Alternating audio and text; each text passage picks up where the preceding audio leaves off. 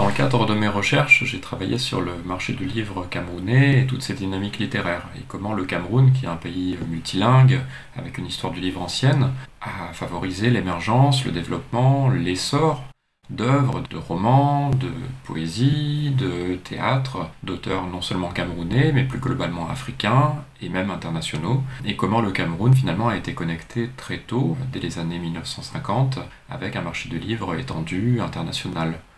Donc toute cette approche dans mes recherches liées à l'histoire du livre m'a amené à me poser un certain nombre de questions sur notre perception du livre et pourquoi effectivement dans notre étagère il y a certains livres qui sont produits à tel endroit, qui sont publiés à tel endroit et pas d'autres. Ou pourquoi de l'autre côté, lorsqu'il y a un prix littéraire, si on parle de l'espace littéraire francophone, ce sont essentiellement des livres qui sont publiés en France. Et toutes ces questions, en fait, elles continuent à m'interroger, et c'est aussi pour ça que, tout au fur et à mesure de mon parcours professionnel, j'ai commencé à m'orienter vers une réflexion autour de la traduction. Comment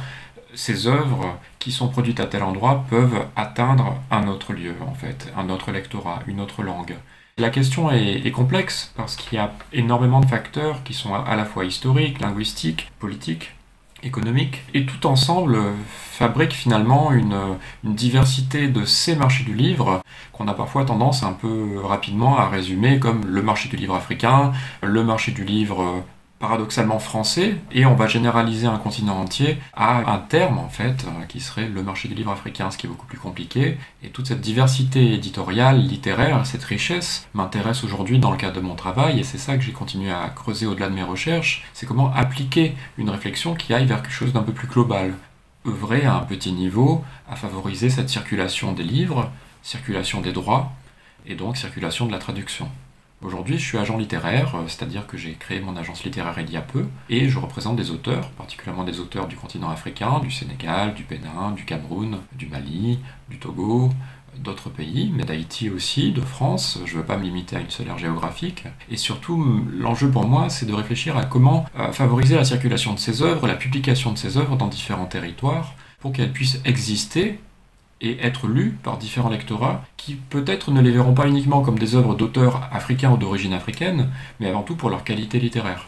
Peut-être que le point de départ de cette agence littéraire, il est lié à son nom, l'agence Aegitna, qui fait référence à la ville de Cannes, dont est originaire ma famille, et en l'occurrence à une imprimerie qui se situait dans la rue de la boulangerie familiale dans les années 1950-1960. Et cette imprimerie Aegitna, figurez-vous, a produit la première anthologie des littératures camerounaises au tout début des années 60. Donc à quelques mètres de la boulangerie familiale a été produite la première anthologie littéraire historique du livre camerounais qui a mis en valeur des auteurs camerounais, et ce point de départ d'une anthologie est extrêmement important et montre aussi qu'il existe ces liens et qu'on a toujours besoin de reconstruire ces liens et reconstruire ou reprendre en compte cette histoire qui nous associe dans un seul et même mouvement. Et c'est aussi pour ça qu'aujourd'hui je suis peut-être moins chercheur que agent littéraire, et en tout cas professionnel qui essaye, à son niveau toujours, de valoriser des livres pour qu'ils circulent mieux et qu'ils soient regardés avec un œil plus large.